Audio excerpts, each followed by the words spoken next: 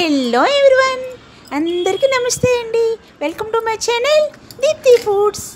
ఈరోజు రెసిపీ ఏంటి అంటే అంగాకరకాయ ఫ్రై ప్రిపేర్ చేస్తున్నాను. ఎప్పుడూ చేసే విధంగా కాకుండా కొంచెం వెరైటీగా ట్రై చేశాను. ఎలా ఉందో కామెంట్లో చెప్పేయండి ఫ్రెండ్స్. మొదటగా ఒక అంగాకరకాయని బాగా వాష్ చేసుకున్న తర్వాత ఒక్కొక్క అంగాకరకాయ 4 పీసెస్గా కట్ చేసుకున్నాను. ఆ తర్వాత ఒక ప్యాన్ తీసుకొని ధనియాలు, జీలకర్ర, డాలపప్పు, చెనా పలుకులు అన్నీ కొంచెం కొంచెంగా తీసుకొని బాగా ఫ్రై చేసుకున్నాను. అందులో ఎండుమిరపకాయలు కూడా యాడ్ చేశానండి. యాడ్ చేసుకొని బాగా ఫ్రై చేసుకుని ఒక పక్కన పెట్టేశాను. ఒక మిక్సీ గిన్నె తీసుకుని ఒక పెద్ద ఆనియను, తర్వాత వెల్లుల్లి వేసుకున్నాను. ఆ తర్వాత చల్లగైపోయిన తర్వాత ఆ మిక్సీ గిన్నెలోకి ఇవి కూడా వేసుకొని బాగా మిక్సీ చేసుకున్నాను. అందులో సాల్ట్ వేసుకొని మిక్సీ చేశాను.